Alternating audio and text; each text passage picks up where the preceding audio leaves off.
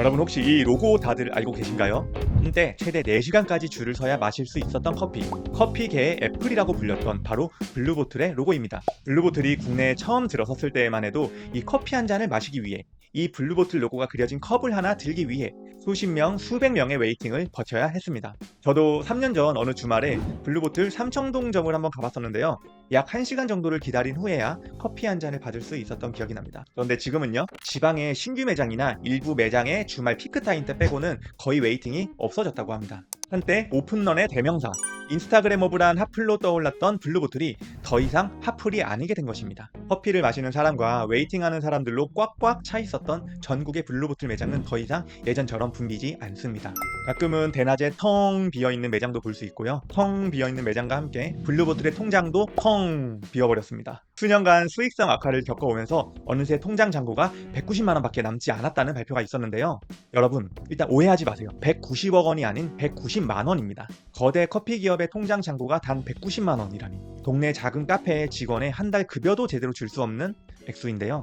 이 정도면 깡통 기업이라고 해도 할 말이 없는 상황이죠. 실제로 최근 블루보틀의 키워드 검색 트렌드를 살펴보면요. 네이버, 블로그나 뉴스 등에서 폭망하다, 밀리다, 아쉽다, 비싸다 등의 이런 부정어들이 언급이 되고 있었는데요. 잘 나가는 줄 알았던 블루보틀에게 도대체 무슨 일이 있었던 걸까요? 오늘은 대한민국 MZ들의 커피 성지였던 블루보틀 코리아의 흥망성쇠, 그리고 잔고 190만 원의 실체에 대해서 파헤쳐 보려고 합니다. 미국에서 건너온 커피계의 애플, 블루보틀. 2019년 5월 국내 1호점이 성수동에 들어섰는데요. 오픈 첫날 자정 무렵부터 고객들이 하나 둘 이렇게 모이기 시작하더니 오전 9시 전까지 약 400명이 줄을 서면서 역대급 흥행의 시작을 알렸습니다. 커피 한 잔을 마시기 위한 평균 대기 시간 1시간 이상, 최대 4시간까지도 대기를 해야 하는 경우도 있었다라고 해요. 미니멀한 인테리어, 핸드드립 감성, 그리고 이 청량한 하늘색병 로고가 새겨진 컵. 19년도 인스타그래머블의 정석이었습니다. 이렇게 성수점을 시작으로 삼청동, 강남, 종로 등등을 거쳐 제주까지 이 하늘색 병의 감성은 순식간에 전국으로 퍼져나갔고요.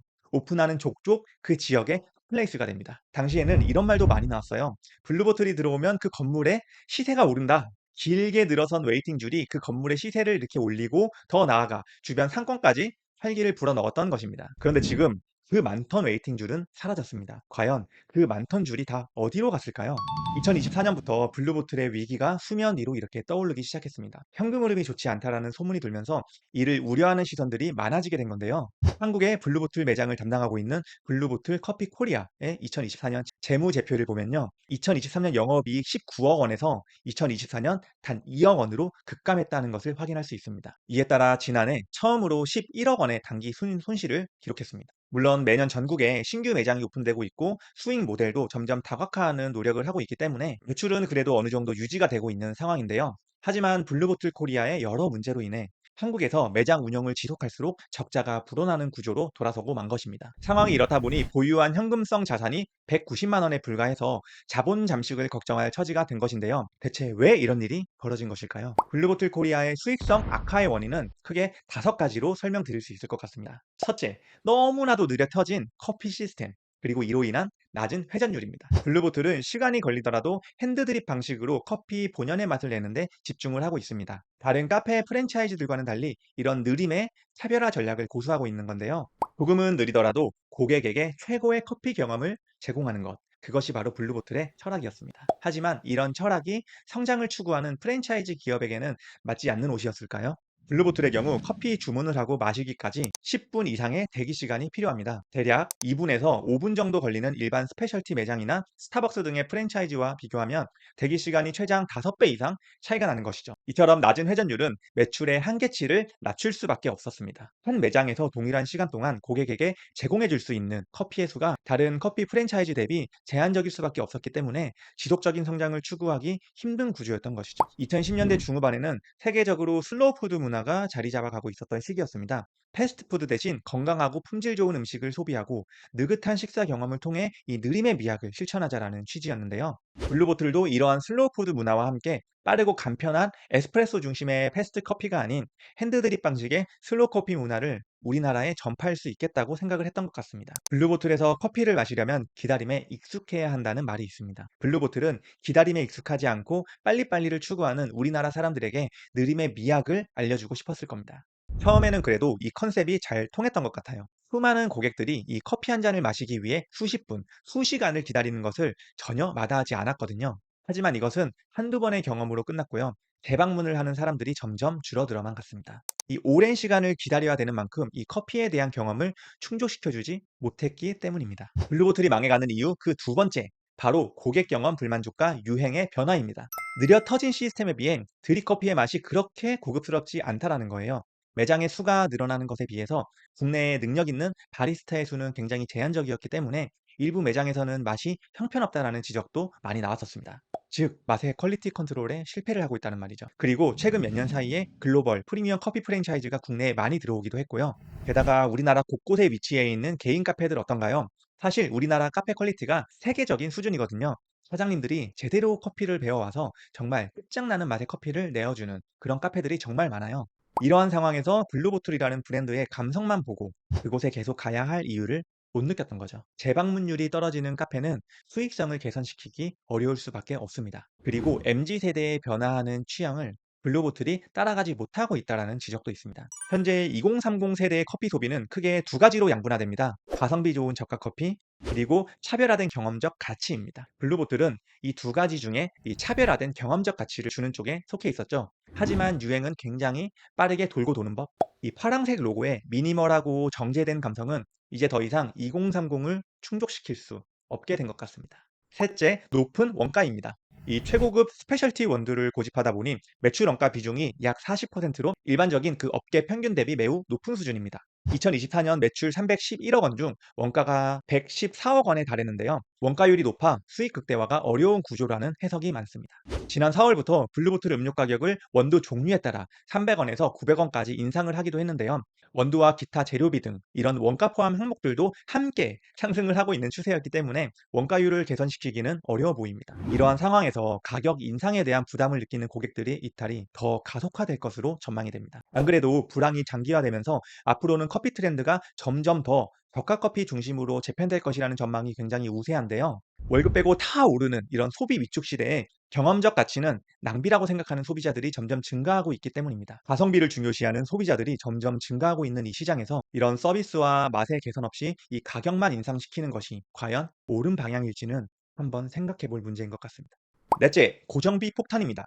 블루보틀은 전 매장을 직영으로 운영하고 있는데요. 거의 모든 매장들이 아주 비싼 노른자 땅 위에 위치하고 있습니다. 아주 고급 인테리어와 함께 말이죠. 그리고 핸드드립 커피의 특성상 바리스타들의 실력이 커피의 맛과 품질을 결정하기 때문에 일반 카페 대비 고급 인력을 확보하는 것이 필수입니다. 단위당 높은 임차료와 높은 인건비 이 두 가지만으로 이미 고정비 폭탄을 맞고 있는 셈인 거죠.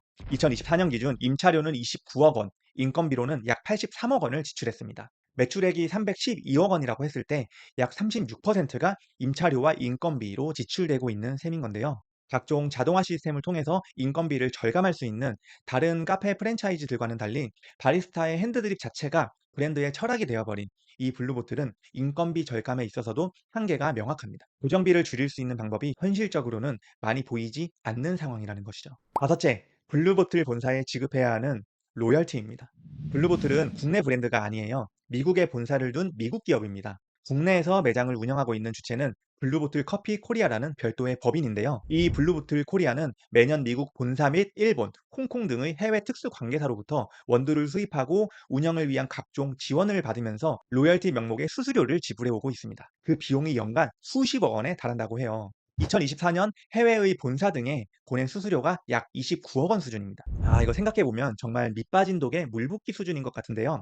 매출이 312억 원인데 매출 원가가 114억 원이라고 했잖아요. 그런데 여기에 임차료로 29억 원이 빠져나가고 인건비로 83억 원, 거기에 로열티 수수료 29억 원까지 이것만 해도 벌써 57억 원밖에 남지 않은 거예요. 그런데 여기에 기타 판관비가 약 55억 정도 지출되었습니다. 그럼 이제 얼마 남았나요? 이제 단 2억밖에 남지 않은 겁니다. 전국에 직영점을 열어서 이 빡세게 머리 굴려가면서 개고생을 했는데 이 딱 2억 원, 이 영업이익 기준으로 딱 2억 원이 남은 거예요. 그런데 말입니다. 여기서 끝이 아니었다는 사실. 블루보틀 코리아는 영업 외 비용으로 14억 6천만 원을 더 발생시키게 됩니다. 결국 이 지출이 매출 312억 원을 넘어서 버리고 당기순이익 마이너스 11억 원, 즉 11억 원의 단기 손실을 기록하고 만 것입니다. 여기서 조금만 더 파보겠습니다. 영업 외 비용 14억 6천만 원이라고 말씀드렸잖아요. 이 영업 외 비용을 하나하나 뜯어서 보면은 여기서 외화 환산 손실이 약 10억 원 정도 잡혀 있는 것을 확인할 수 있습니다. 이 말인즉슨 원달러 환율 상승에 따라 외환 손실이 발생했다라는 의미가 되겠습니다. 블루보틀 코리아의 경우 국내 매장에서의 수익금은 모두 원화로 들어오겠죠. 그런데 본사에 보내야 하는 로열티나 이자, 기타 대금 등은 모두 달러로 보내야 합니다. 수익은 원화로 들어오는데 지출은 달러로 발생한다. 그런데 달러가 이렇게 계속 오른다. 그럼 당연히 지출하는 금액도 오를 수밖에 없게 되겠죠. 블루보틀 코리아는 이 외화 환산 손실이 크게 발생했지만 블루보틀의 본사는 외화 환산 이익을 크게 얻었다라는 의미이기도 합니다. 이쯤 되면 커피와 함께 환율 장사를 했다라고도 볼 수 있겠는데요. 결국 블루보틀 코리아는 열심히 일만 하고 돈은 해외 본사가 다 가져가는 구조가 된 것입니다. 혹시 이거 어디서 많이 본 듯한 느낌 아닌가요? 수많은 프랜차이즈 본사가 가맹점주에게 로열티 및 기타 대금을 받아감으로써 매출을 발생시키죠. 인기 있는 프랜차이즈는 본사와 가맹점주가 모두 윈윈할 수 있습니다. 하지만 인기가 없거나 유행이 지나간 프랜차이즈의 경우에는 가맹점주가 아주 열심히 일을 해도 유의미한 순이익을 낼 수 없습니다. 그럼에도 불구하고 본사는 가맹점주에게 로열티 등을 받아가며 지속적인 매출을 발생시킬 수 있죠. 가맹점주는 맨날 일만 하고 정작 돈은 본사만 벌어가는 구조라는 말입니다. 블루보틀 코리아도 결국 하락세를 탄 프랜차이즈의 가맹점주와 같은 처지가 되어가고 있는 것일까요? 법적으로는 블루보틀 커피 코리아라는 별도의 법인으로 되어 있지만 운영 방식은 거의 프랜차이즈 가맹점과 비슷한 구조입니다. 블루보틀의 한국 법인은 판매와 비용을 부담합니다. 매출도 모두 한국 법인이 가져가지만 임차료, 인건비, 로열티 등의 고정 비용도 모두 한국 법인이 지출해야 되는 것이죠. 본사는 이런 한국 법인에 모든 전권을 주는 대신 로열티와 각종 수수료를 가져옵니다. 2023년도에는 33억 원의 배당금도 챙겼어요. 이때 블루보틀 코리아의 영업이익이 19억 원이었는데요. 이보다 약 1.7배 이상의 배당금을 본사가 챙겨간 것입니다. 블루보틀 코리아의 현금성 자산이 190만 원밖에 남지 않았다는 것이 이제는 좀 이해가 되시나요? 그렇다면 결국 블루보틀 코리아는 망해가고 있고 블루보틀의 본사만 돈을 벌어가고 있는 것일까요? 아닙니다. 블루보틀 코리아는 이 블루보틀 홀딩스와 네슬레가 주주로 있는 100% 외국계 자본 회사입니다. 한국계 자본이 단 1도 안 들어갔다는 것입니다. 블루보틀 코리아와 블루보틀 본사는 사실상 거의 한 몸이라는 것입니다. 블루보틀 코리아의 재무제표상에 단기 순이익이 마이너스를 기록하고 현금성 잔고가 190만 원밖에 남지 않았다고 하더라도 이 해외에 있는 주주들은 계속 돈을 벌고 있었습니다. 블루보틀 코리아의 자본 잠식을 걱정하는 기사들이 많이 나오고 있는데 알 뜯어보면 사실 자본 잠식을 걱정할 정도는 아닌 것 같다라는 생각이에요. 추세가 하락 추세이기는 하지만 전국의 매장에서 여전히 매출은 발생하고 있고요. 블루보틀 코리아의 외국계 주주들은 여전히 수수료 등을 받아가며 돈을 벌고 있습니다. 재무제표상의 자본 잠식은 세금을 내지 않기 위한 최고의 수단이라는 말도 있는데요. 이거 혹시 외국계 자본이 한국에 들어와 한국 법인을 세웠지만 우리나라로 유입되는 돈은 하나 없고 대부분의 돈이 다시 외국으로 빠져나가는 구조가 만들어진 것 같은데요. 한국 소비자들로부터 발생한 수익을 한국에 재투자하기보다는 전부 다 해외 본사의 수익으로 전환시키는 중이라고 볼 수 있을 것 같습니다. 좀 나쁘게 말하면 한국 법인은 껍데기고 한국 소비자들의 돈을 빨아가서 배불리는 것은 결국 해외 본사, 해외에 있는 법인이다라는 것입니다. 스타벅스가 처음 한국에 들어올 때 국내 대기업인 신세계가 지분을 확보함으로써 내수 경제에 기여했던 것과는 좀 상반된 모습이죠. 만약 최악의 상황이 도래해서 블루보틀 코리아가 망하고 한국에서 이렇게 철수를 한다면 어떻게 될까요? 물론 표면적으로는 블루보틀 본사가 손실을 받겠네라고 생각할 수도 있을 겁니다. 그런데 사실 블루보틀 코리아가 내일 당장 철수를 한다고 해도 블루보틀 본사는 이미 한국에서 뽕을 뽑고도 남았을 가능성이 높습니다. 그동안 블루보틀 코리아로부터 받은 로열티 수익과 배당금만으로도 이미 초기 투자금을 모두 회수하고도 남았을 것이기 때문이에요. 그러면 손해는 누가 본 것일까요? 여러분의 의견을 댓글로 남겨주세요. 오늘도 감사합니다. 빠이!